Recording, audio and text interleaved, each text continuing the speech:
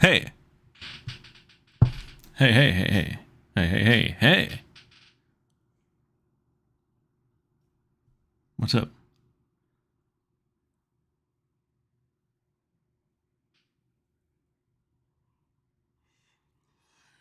I'm gonna make a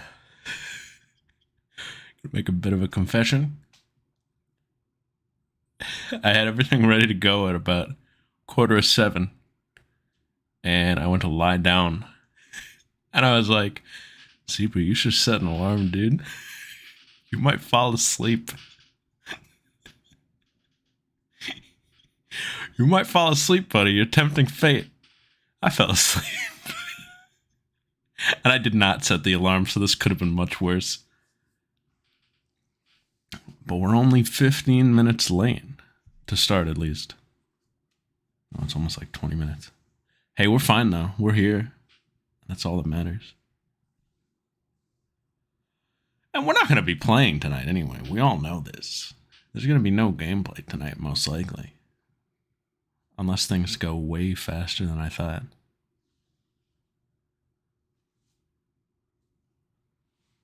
Wish they could, honestly. But hey, welcome back to good old to good old oh god, it all looks awful. Why did it do this? Raw though.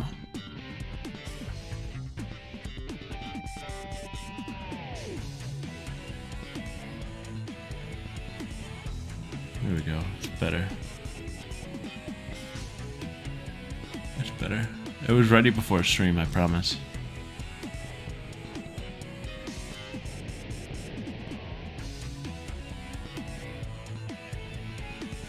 What if Sonic and Shadow had the Falchion? That would be... That's raw.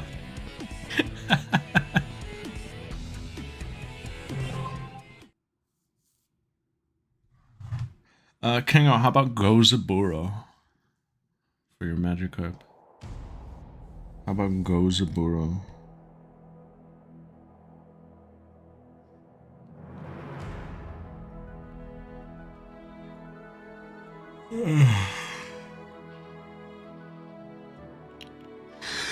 Remember this? Ah! Guys, we're back.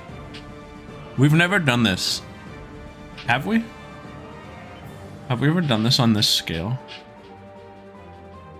We just took a big break from a game and came back before we finished. It's the only example I can think of. It's not like it's a... We've done replays. Those are different though. Yeah, rah.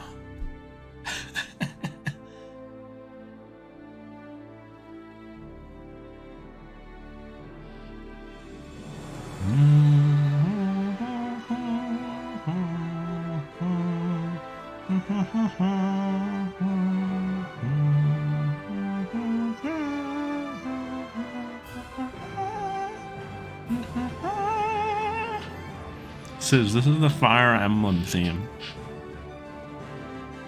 What if there was what if OP2 was playing right now? What would OP2 even be?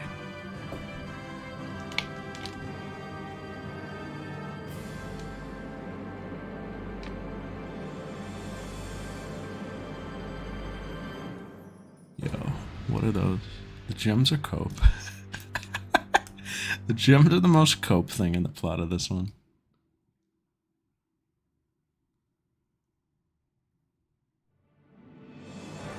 The most nothing somethings. Alright, I don't remember how we do this.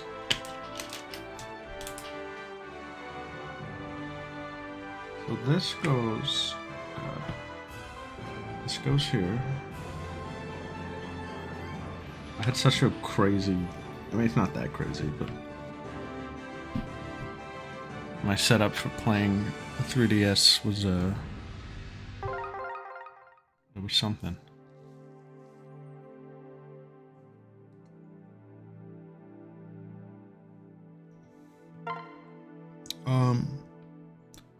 So So just to give you an idea, when we beat the game, that was this file. 61 hours. You'll see now that it's at 73. Now, do I think I played 12 more hours? No. Some of this might have been downtime, or I just put it down. But I did play quite a bit to prepare us.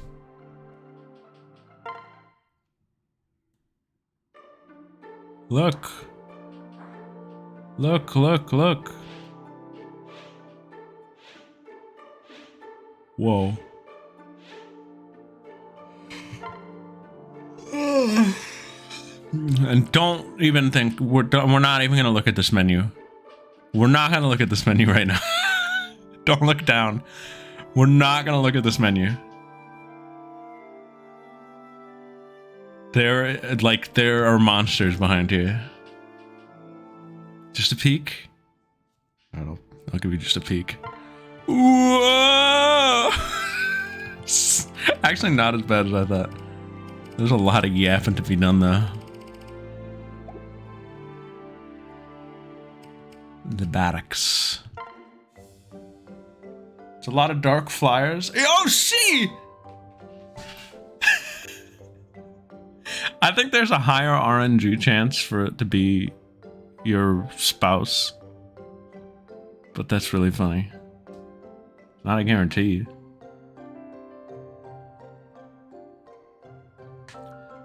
But, hey. So I was thinking, how can we... Can you believe how the break flew by? What's up, K-Man? What's up, everybody? Kingo, Snack, Pixel, Buddy Bro, K-Man. Looks like everybody who's announced themselves. Anybody hiding? Hi, anybody who's hiding? I was thinking to myself, how can we bring this game back in a smooth way? You know, how do we ease ourselves back in? And I thought, what if we did a little, like a recap episode where we reacquaint ourselves with all the fun friends for us? And then I thought, how can we do that? And the game has it right here for us. There's this little thing called the roster. I didn't even have to put any work in. They're just already here. You can just read about the characters. And that's it. That's like, we can just go down the line here and read everything. And I think that'll be really fun for us. What is this numbering system? Great question. It's deployment order. Or by name? Alphabetical? But no, there's no official order for whatever reason. But yeah. It's all baked into the game. No prep necessary. Nothing whatsoever. Nothing extra that we have to do. And certainly no extra work was put into anything in this crazy wacky game for us.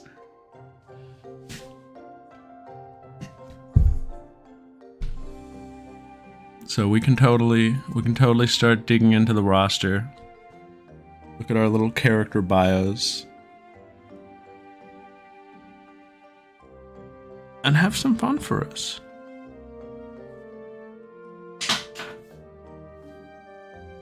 Yeah, I put a lot of work in, don't worry. I was not going to use the game's built-in bios. Where's the fun in that? I wrote my own. Except I wrote my own based on the game.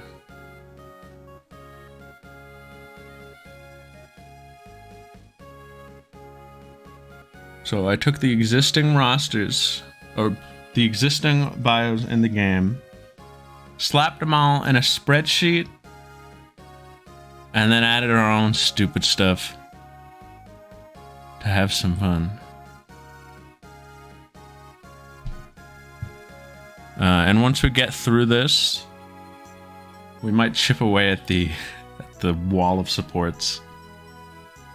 And I think that'll take us through today. I don't think we'll have time for like a map. But if we do, I have one in mind. I do have a map in mind if we need to do one. So we'll just see how long this goes. But hey, welcome back, guys. Need more Subway Surfer. There was more down here, but I took some off. I was like, alright, the point is made.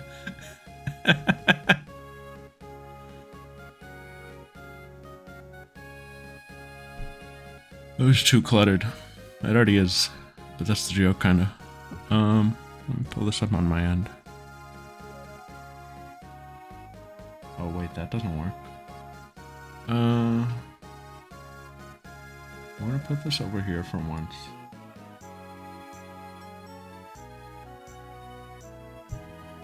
And while we're here, stuff might happen in the barracks. And if it does, you won't be able to see the text box. But I'll read it off for you. Alright, let me drink some water. It's gonna be a reading kind of night.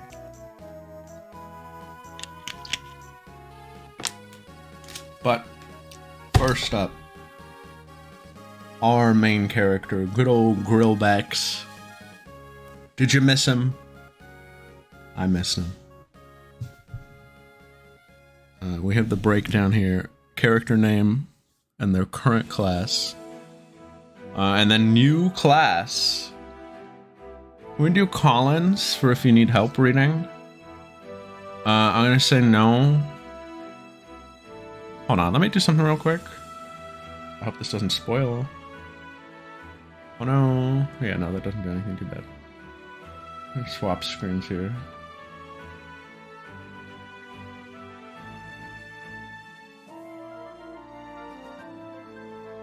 Hey, Victoire, shut the fuck up. Grillbacks. Alyssa's chief tactician who remembers nothing prior to being found by the wayside. Crom realized his tactical genius and enlisted him in the Shepherds, where he is beloved. He holds many nicknames such as Hamstrong, Pronouns, and perhaps most notably, Skibbity. Overprotective of his daughter, and a very harsh critic of her romantic interests. The biggest mystery of the group. I think we're gonna go through at the end and reclass everybody. Everybody is getting reassessed. Some will stay on what they are. Everybody. Even maybe not characters who are benched, but anybody who is active. Oh, we have fat stacks. I prepped. But we might be bringing some people off the bench. And we might be bringing people who were never even considered in the first place onto the team. Because now it's the post game and we can do whatever we want. And we kind of have to be more versatile anyway. But that's Skibbity. We remember him. I think. I remember him. Next up, we got Crom. The King of Elise, Elise as he calls it, as he doesn't believe in the letter Y, and descendant of the Hero King. While of noble blood, he also leads a militia known as the Shepherds. His strong conviction makes him a fine captain, although he's also the least likely to admit when he's made a mistake. The most likely to break things.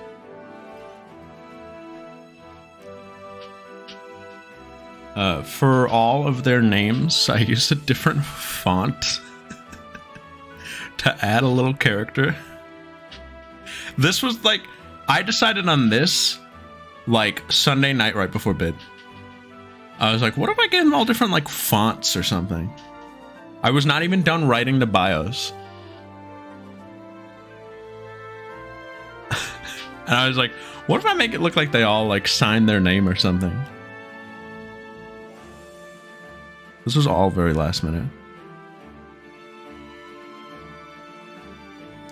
I'm very happy I got it all done.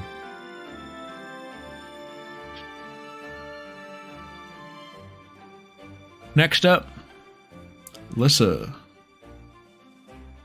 Prompt's tomboyish little sister, the Princess of Elise. With nary an ounce of nobility in her personality, she's amongst the most likable and approachable of the shepherds.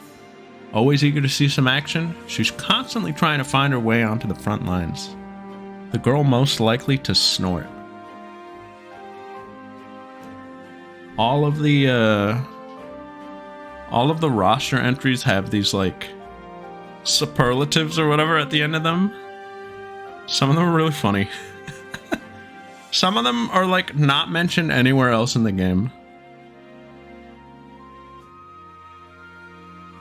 But they all get a little like most likely to blank or least likely to blank at the end of their thing. Which I think is funny.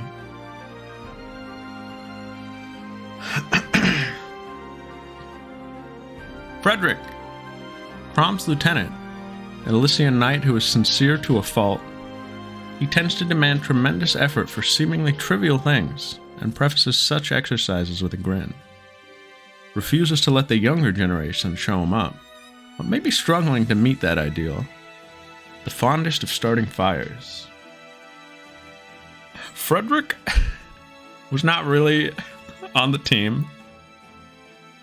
But I did write little bios for everyone. Some of them were harder than others, because some of them I had nothing to work with. I don't think I had much to work with Frederick. I don't remember doing much with him, except I actually just remembered we had a pretty funny moment with him, but I don't remember exactly what it was. Where he was like waiting, where he was waiting for us when we went to meet with Valadar or whatever. I remember something funny with Frederick. But I don't know. He wasn't really around. Maybe he will be this time. I don't know.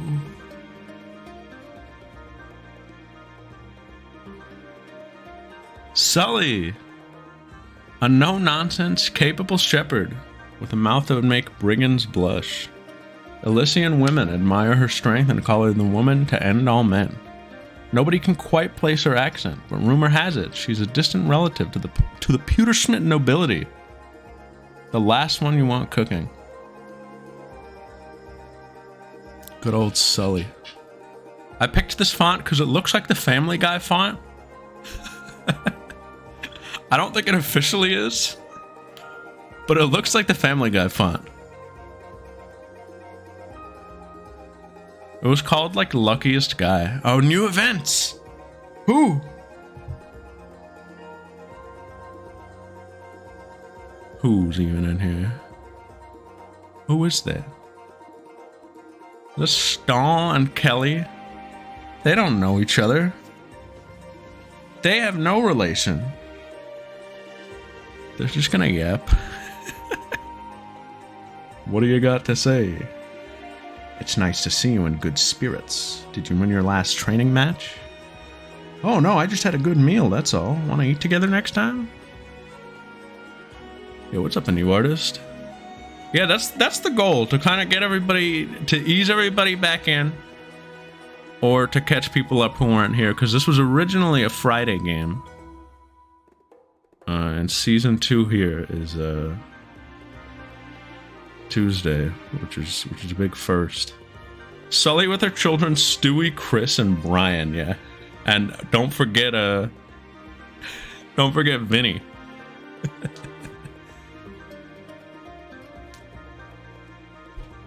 And Bertram.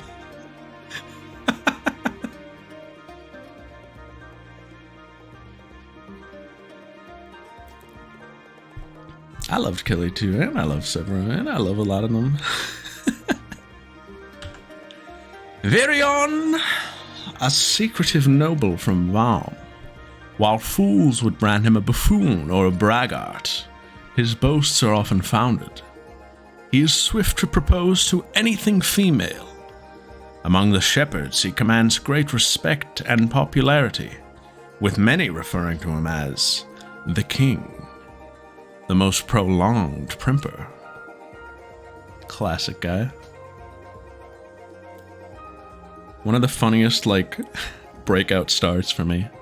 I think something really funny about this playthrough is the characters that, I had the most fun with, or that, I felt got the most, spotlight, were, not the ones I would ever have expected, which it's always fun.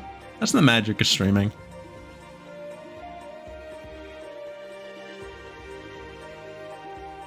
Especially a game like this, where anything could happen, really.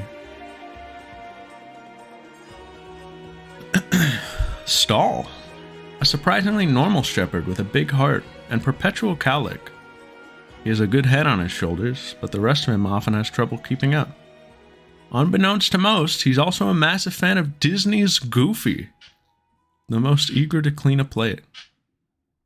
He was definitely on the bench and sent off to what we call Disneyland. But we might be reassessing. We might be reassessing Disneyland. We'll have to see.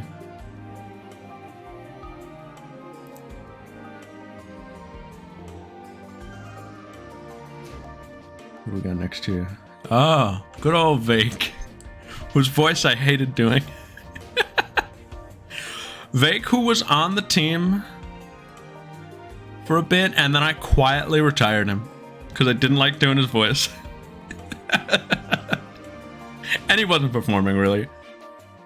A rough-hewn shepherd with a loud personality and far more confidence than his ability warrants.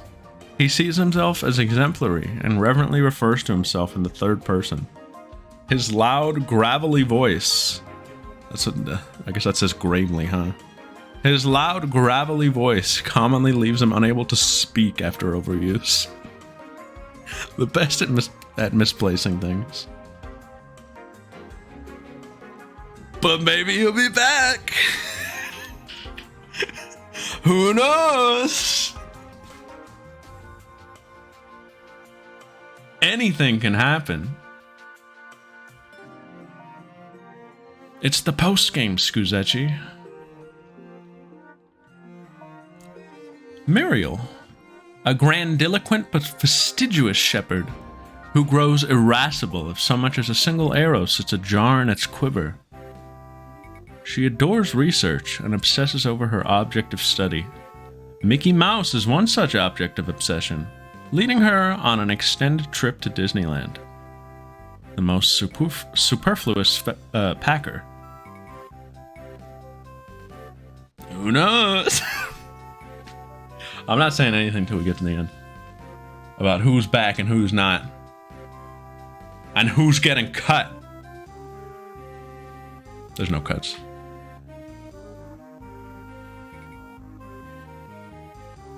Did you know you shared a birthday? I don't know.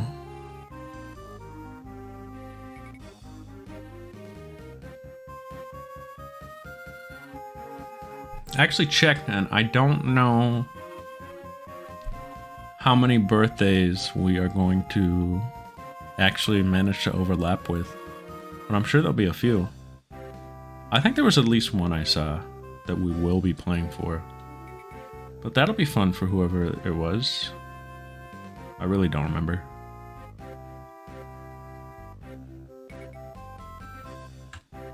Sumia, the absent-minded, klutzy Queen of Elise, with a shocking lack of self-worth. She exhibits one-of-a-kind talent, particularly when it comes to working with animals. Her flower fortunes allow her the ability to converse with something called the Chat, granting her knowledge from beyond this world. A big Yu Yu Hakusho fan, or as Crom calls it, Hakusho. The best at tripping over nothing. All her weapons were named after the Dark Tournament guys. Very spur of the moment. I don't even remember why.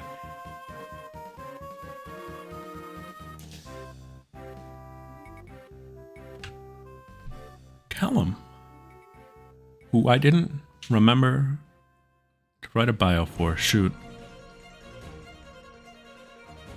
Oh, a laconic, blank-faced shepherd whose infamous lack of presence causes him to pass by the others as if invisible. Despite his protests, he's actually quite proud of that. The tallest while seated. Well, that's just the text from the game. But, oh well. Who could blame me? He was on the bench. I had nothing to work with. I didn't remember. Sorry, Callum. Another big fan favorite coming up next. Good old Donald. A villager from a remote corner of Elise who came to the fight with little more than farming experience. He originally wanted nothing to do with the shepherds, but was proven to be a prodigy. His political compass is ever spinning, doomed to repeat the same character arc over and over again. The one with the curliest hair. And he will be repeating the same character arc. Because that's his destiny. Yo, Ra also.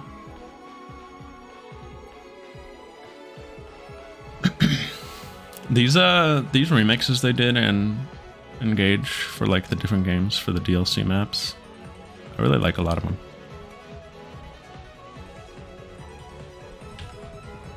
Lonku, a swordsman raised in Regna Ferox, where Khan Basilio has vouched for his skill. Let's say for his skill. Whatever. No, I didn't type that. That's text from the game, or from the site that I pulled these from. While cool and curt around most people, the very sight of a woman turns him beef red. That's supposed to. I think that's supposed to say beet red. I did not proofread these, I guess. His mastery over Santoryu has earned him respect across the world as one of the strongest swordsmen. The deftest potato peeler. Hello, Reiki. Beef is red, Monra, that's true. What's up, runs it? Maybe it's not wrong.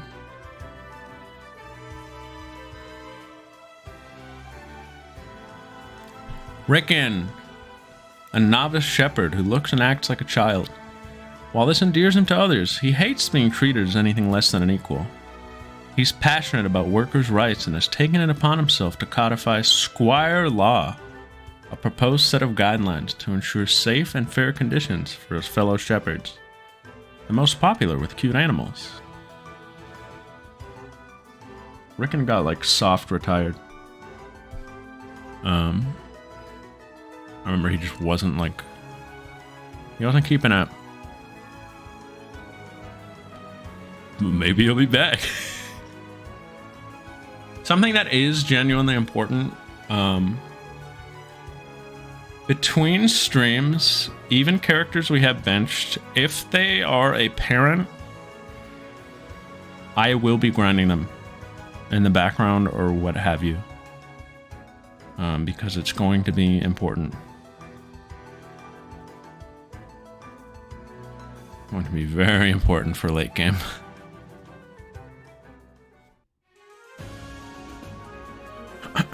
Oh, another massive fan favorite. A couple, actually. I would say 2 in a row. I don't know. They're some of my favorites.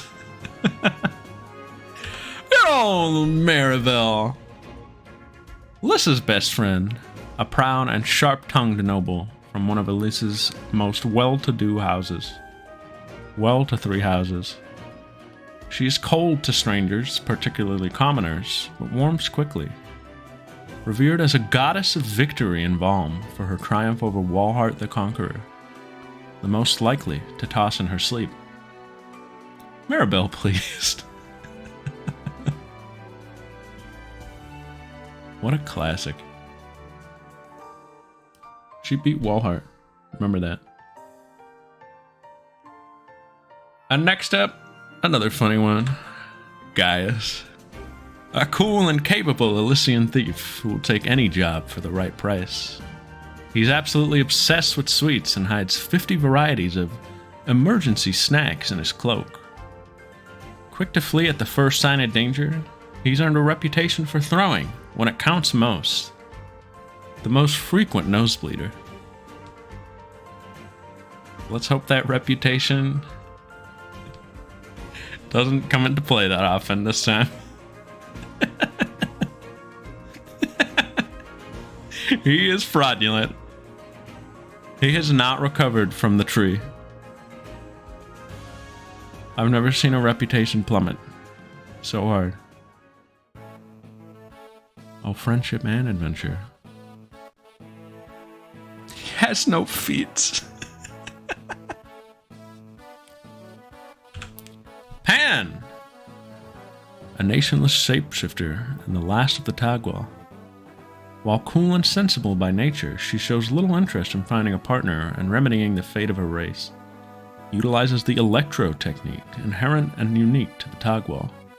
The fastest at wolfing down a meal. We didn't use either Tagwell, I realized. So, I might be bringing one of them on board. How about both? I actually have not decided. So that is a genuine who knows. Cordelia!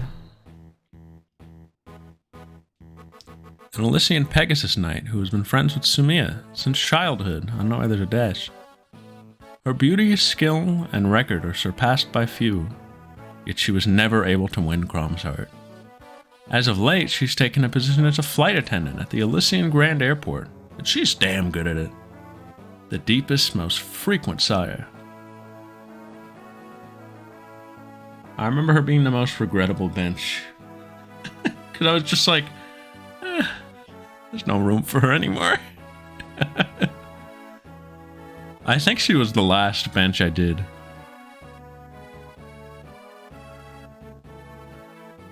But I see her as queen of the bench.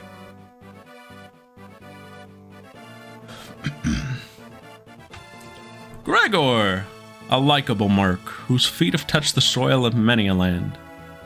Years of experience have hardened him, mostly, but he still winces when people harp on him about his age. In spite of this, he still looks forward to a good old-fashioned birthday cake every time the sun circles the earth. Don't tell him. The first to get a crick in his back. He's a birthday boy.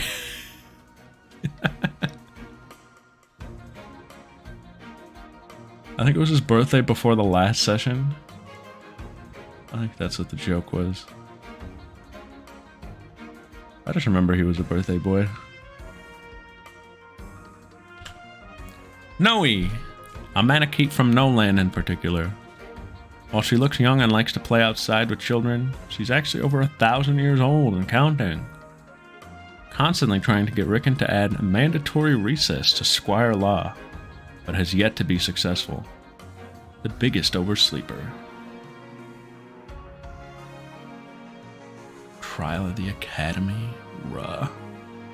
September 21st, we might... Is that a Tuesday? Maybe Noe birthday.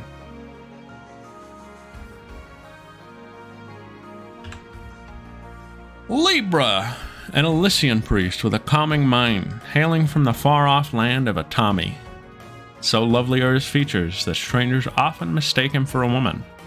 That's when we leave? Oh yeah. Has a strong interest in bones. His one flaw is a tendency to get caught up in details. The one with the scabbiest knees. Date. Liberal. Earth, Wind, Fire Day, Ruh. We gotta celebrate that. Tharja.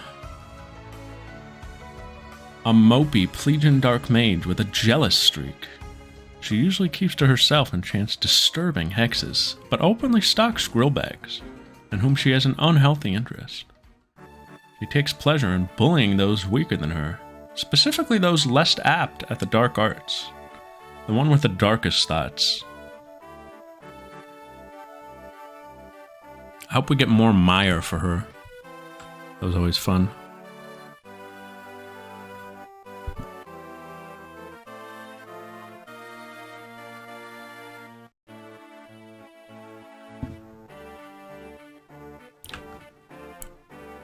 Olivia. A shy, introverted caravan dancer who goes above and beyond to help others. Despite her stage fright, she's unparalleled in her craft and has admirers around the world.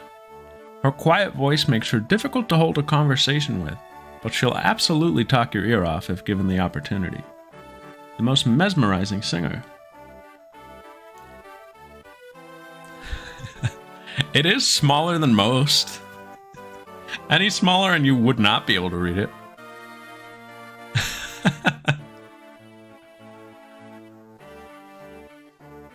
Olivia was one of my favorite voices to do just because it was so stupid. You'd just be like,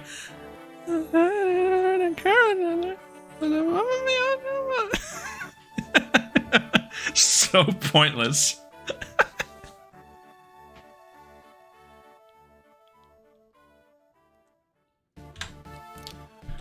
Church. A wyvern rider. Raw song, by the way. I love the song. A wyvern rider in the service of House Virion. She was raised with simple values and likes to cook and sew, but loves her sweet, adorable wyvern Minerva even more. After the Wyvern Valley incident, she's the last of the famed Valmese wyvern riders. The most terrifying when angry. Do you guys remember the Wyvern Valley incident? It's a rough night for us.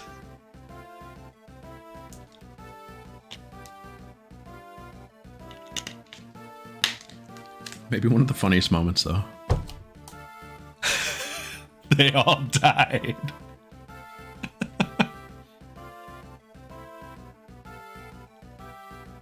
Next up is Henry Adachi. Haha, get it?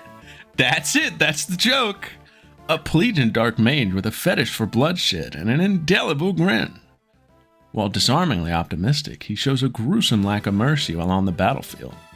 The one with lowest heart rate. Please use him in the DLC. I don't know.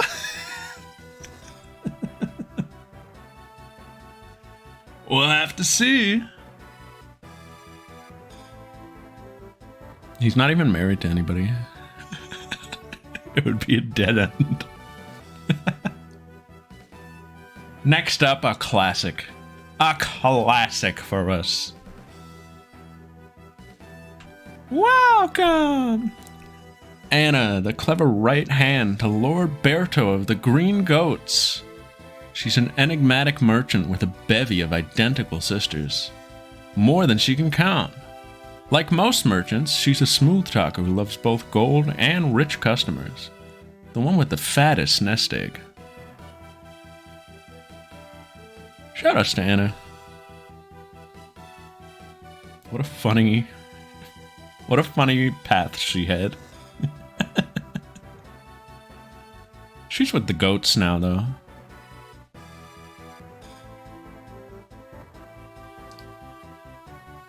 Maybe she'll be back. Maybe. Sayuri, the upright and dignified princess of the Chonsun dynasty. Her old-fashioned speech and manners set her apart from the Elysians. She unintentionally brought the term I to the army at large and isn't sure how to feel about it. Are they mocking her? Is it endearing? She just doesn't know. She loves her brother Yenfei fiercely. The most talented skin diver. She's cool. I like her.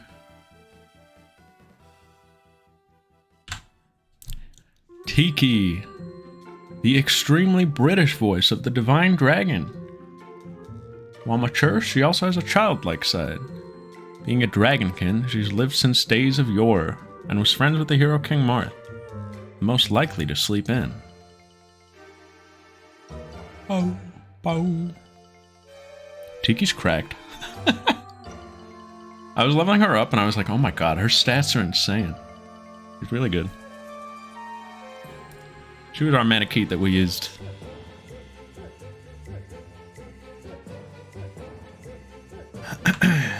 Flavia, the East Khan and current ruler of Regniferax. She has swagger about her and dislikes formalities, but nonetheless looks after her own. Basilio's her rival and best friend. She's Virian's #1 fan and wishes for him to return as her champion for the next annual battle for Firaxi dominance. The first to push for push-ups. Good wolf. October 28th, is that a Tuesday? Is that a Tuesday? Yoo-hoo. Oh, well, okay. You know, it is a Tuesday. August 13th. For Basilio, the West Khan of Regniferax. Get ready for his birthday next week. His rival, Flavia, calls him oaf due to his attitude. But he's actually quite quick-witted. A sights-like through and through. He exhibits a fatherly side around Crom's group. The guy with the biggest reactions.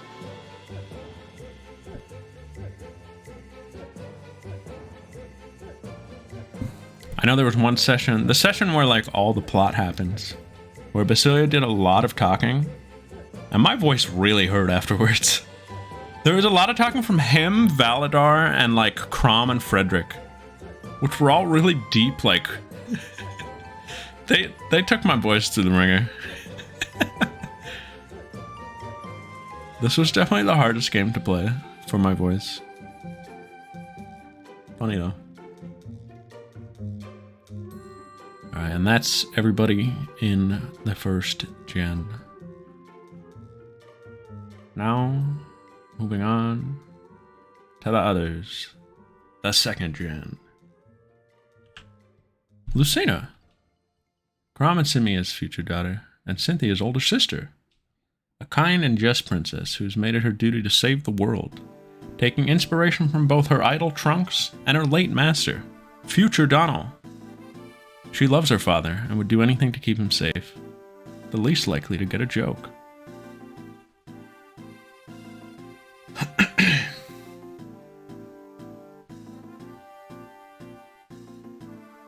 What's the April 20th? That's her birthday.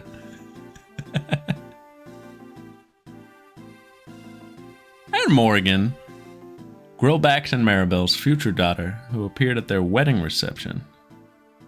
An upbeat girl who remembers little about the future, not even which future she came from. She's chill like that. Wants to be a tactician like her father. Most shamelessly self-driven. I like Morgan too. I like this song, Bonds.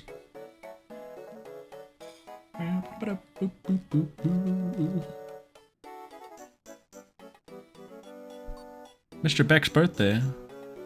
I think May 5th. Is May 5th Children's Day? I think I remember reading that Morgan's birthday is Children's Day, which I think is cute. Yo, rah.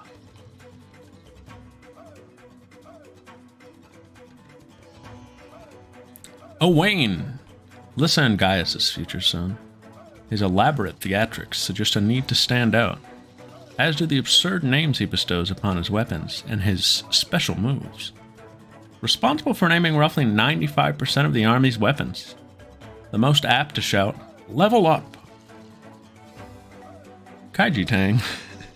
Gojo meme.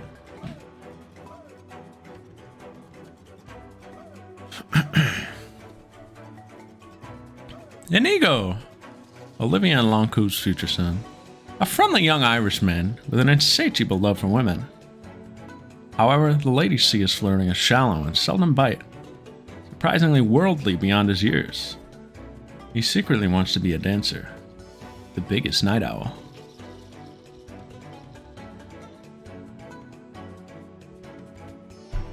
Sister's birthday? Renzo's got all the birthdays on here. He's a lad. Oh, his birthday's tomorrow! Look at that. Happy birthday, Renzo's sister. Happy birthday, Inigo.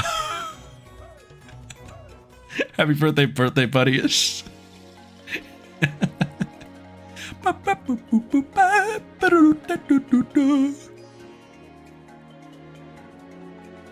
Stream till midnight? That'd be crazy. I don't know what I would do till midnight. We're already almost done with these. These did go faster than I thought.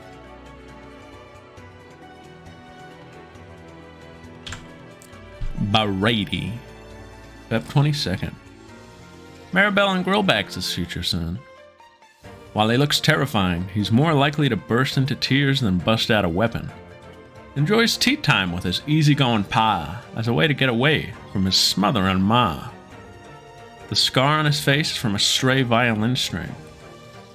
That's actually pretty funny. I didn't know that. The most likely to incur friendly fire. We got some big hitters coming up too. I like Grillson. Sunbecks. Kelly. Sully and Vake's future daughter, a model of chivalry. She believes the strong must protect the weak and loves to better herself through sport, but is reckless about who she challenges. She has no time for bits and doesn't really understand why everyone around her isn't taking this more seriously. The most attached to her armor. I am excited for her new class.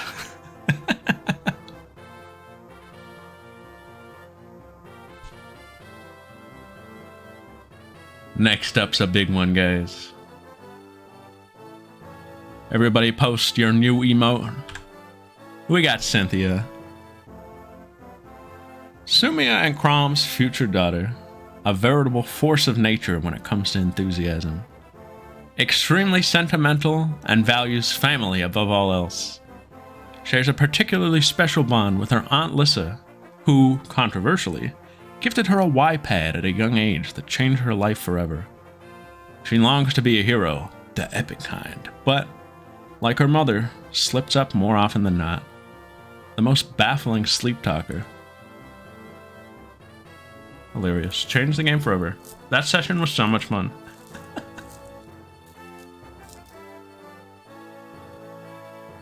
That was when the momentum, didn't stop from then on, I feel. Not that it wasn't fun up to then, I think I just had, kind of ups and downs in momentum. And that's when I was like, yes, this is the playthrough for the books. Fun for us. Yo, rah!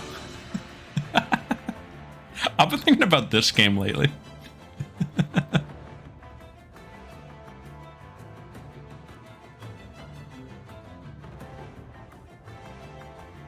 The dock. The dock was so cope. Make no mistake, this is the spreadsheet too, though. This is the second spreadsheet.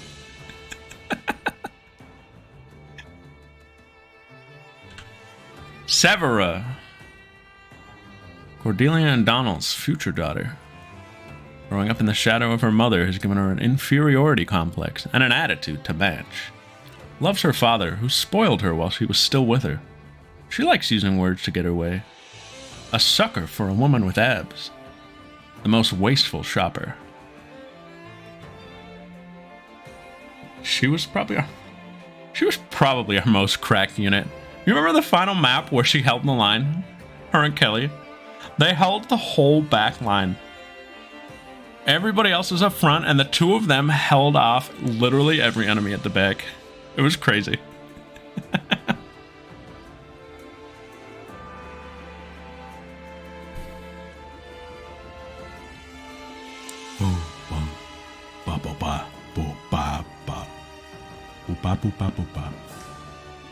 Jerome. Scherce's and Frederick's future son. He has concerns about meddling with the past and wears a mask to minimize interactions. But like the other children, he wants his parents back. After the horrors of the Wyvern Valley incident, he refuses to let another soul die on his watch. The last to fall asleep at night. Rah. Yarn. Pan and Gregor's future son, and a die-hard member of the Kaz Gym. Terrified that his race, i.e., himself, will go extinct, he's become a colossal coward. But he might put himself out on a limb for a comrade's sake. The loudest talker, we'll see about that.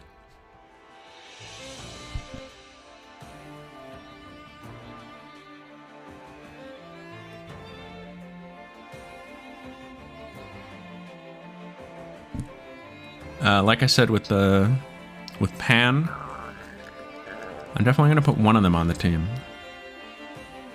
We'll have to see which. Probably him. I do have an idea for him. If you give me one moment, I will be back. And we'll finish these up.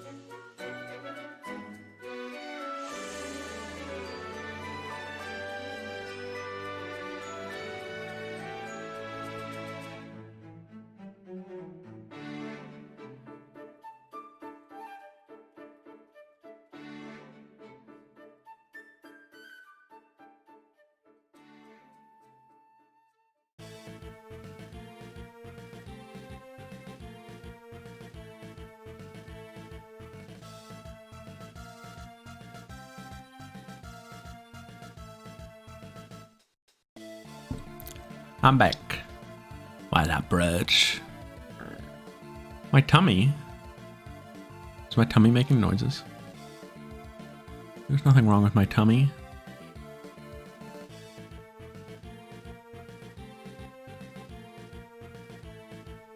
Oh shoot, I left Nils Please on.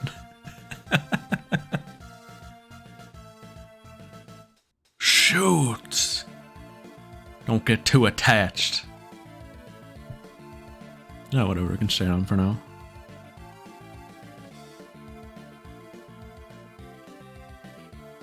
Who's next? I think now I have to like... Yeah, I have to do like this. Because I'm at the bottom. I won't scroll as big. Justice RIP. Justice R.I.P. Laurent. Muriel and Stahl's future son. A sharp but over-serious wunderkind. What, how do you say that? Folks take advantage of his wisdom and empathy, but his attention to detail makes him a natural problem solver. On a quest to unlock the secrets of Zetaflare, the strongest of all magic, the one with the worst lens glare. Disney kid if I have ever. Yeah. That's him. He is the poster child for Disneyland. He was the first one that we sent off, I think. Him and his fam. And I like the next one. This is Noira. Tharja and Virian's future daughter, incredibly patient to a fault, terrified of the man known as Ruger. Repeated doses of her mother's hexes turned her into an extreme coward and pessimist, and gave her permanent seasonal allergies. But beware her terrifying alter ego when pushed too far. Excuse me. The first to flee when danger hits. I remember, the first support she did was the Tharja one, because, you know, they all get their supports with their parents when you get them. And in that one, Tharja gives her, like, a cold or something. And I did a really, like, nasally voice for her, which was kind of the prototype Komeji voice. And then I just made that her voice.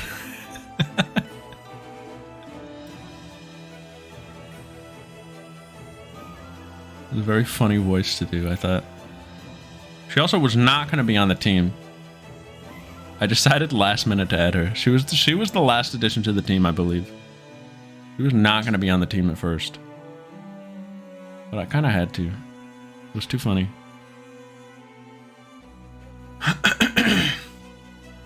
I also don't know if Rue comes back. It'll be a surprise to me, too. I really hope he does. It's likely, right? He could so easily come back. They have like 3 NPC guys that they use for all these maps. He could so easily be one of them. And last but not least, but maybe least, Noe and Rickon's future daughter, Na. Unlike her mother, she's remarkably grown up and keeps her feelings in check, especially about a weird name. She has a knack for reading people, has a penchant for perching atop walls. The one with the nicest teeth. That's a funny one. Zabrak teeth.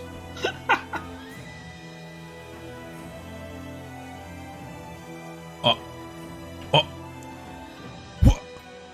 Hubba what?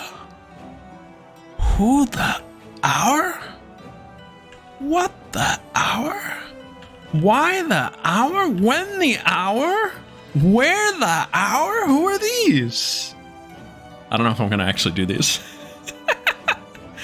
But what could it mean? 6 more characters. What the heck? Season 2? Are we going to use any of them? I actually don't know. I haven't thought about that at all until saying that right now. The green goats? What if I unveiled the green goats right now? Fully designed.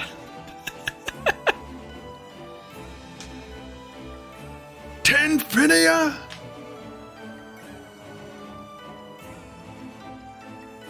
Bruh. Guys, that is our cast. Whoa! Us. Him.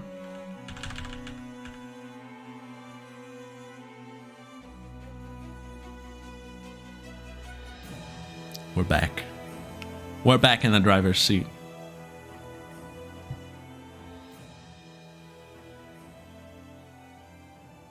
And I'm taking Cynthia's iPad away.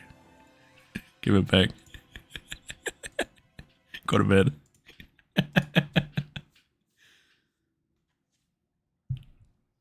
Fun.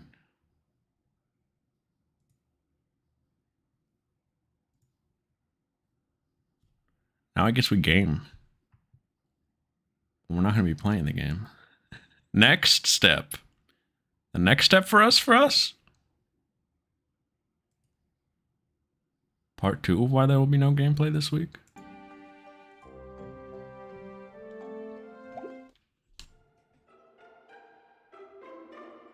Yeah.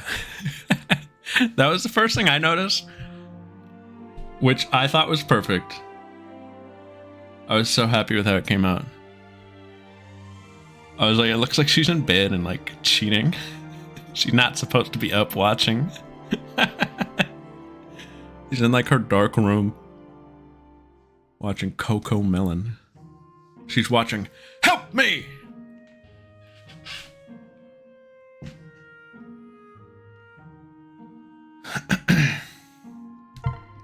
Anyway, here's a little look at what I've been up to. Everybody who's anybody, who's somebody, who's everybody, I have been training all of them.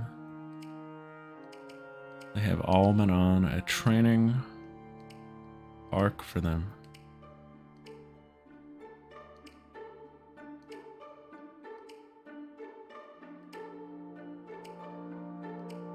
I got everybody we were using to level 20 or maybe 15 in some cases. I got everybody who could become a Dark Flyer to go through Dark Flyer and get Gale Force. Because we were overdue on that. Because we're going to be needing it. And then everybody below Basilion and Flavia I've not done anything with. But we might. I might bring some of these guys onto the team. I have to train Gregor. I have to train Noe. I have to train Muriel. Henry Hontan. It could be out there. I don't know. It could be out there. Don't count anybody out. But what are we gonna do next, Zebra? Well, I'm glad you asked.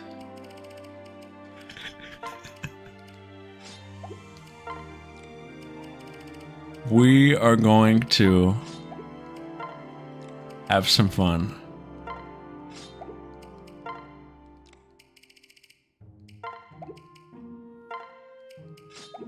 And we're going to go down the line.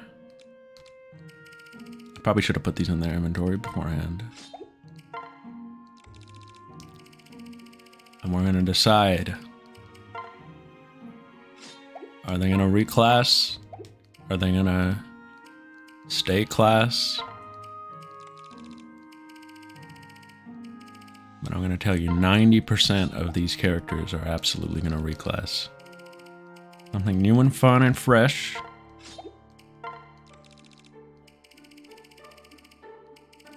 Do we want music for this too? Just because it's going to be very repetitive. Could be fun. I don't know.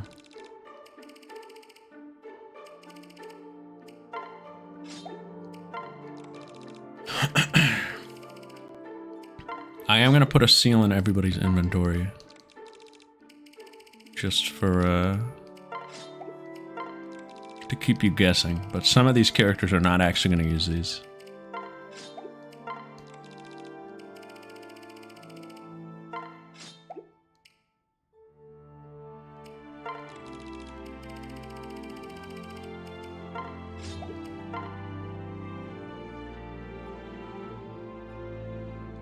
Oh yeah. Make sure you watch with the lights on. And sit at a safe distance from the TV. Is that what the time slot was? I missed that bit. I wish I kept doing it.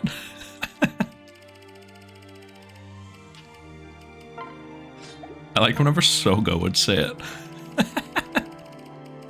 He said it a few times. There's something he wouldn't care about.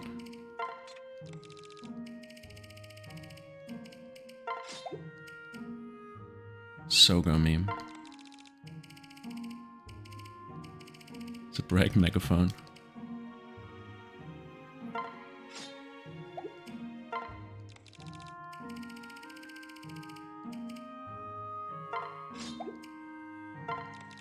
Oh, Alyssa has nothing in her hands. She burned through a lot of stuff hitting level 15 Dark Flyer, let me tell you. But she came out of it in the 200 squad. 200 squad? 200 squad is strong. There's a lot. The power levels are crazy now. The power scalers are quaking.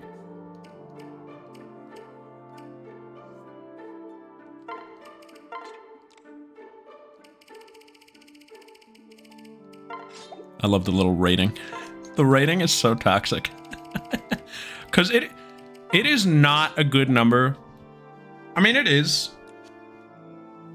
Excuse me. It is a misleading number. It is definitely a mistake to like get too hung up on it, and for some characters. It is objectively like the sum of all their stats.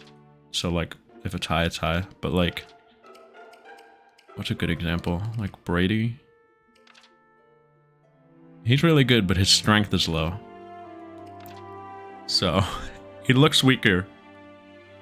But like, he's only using one of those attacking stats. But it's so funny to like... It's fun to like look at them and be like, yeah, their power level's higher.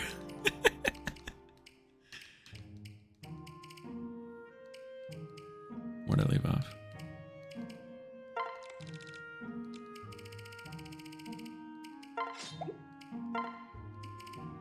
Oh, what's up, Morgan? Oh, the commie staff. I forgot about the commie staff. Variant is at least 500. He's suppressing it, though.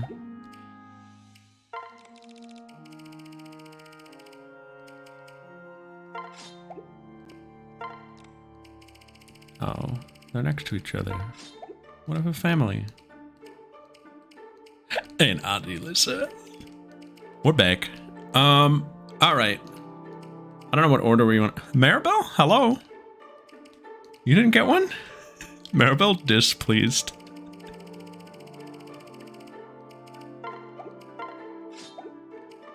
And in you go.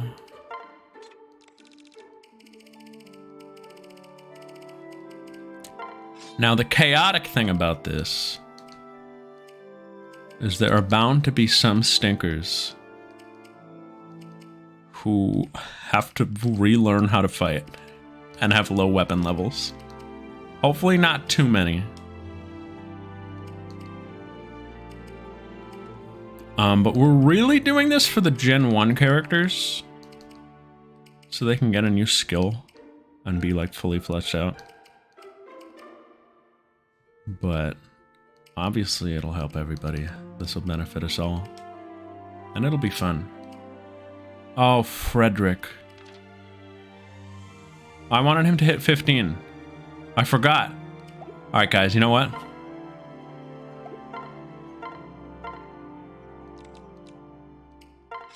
You're getting your gameplay tonight. You're getting your little bit of gameplay tonight.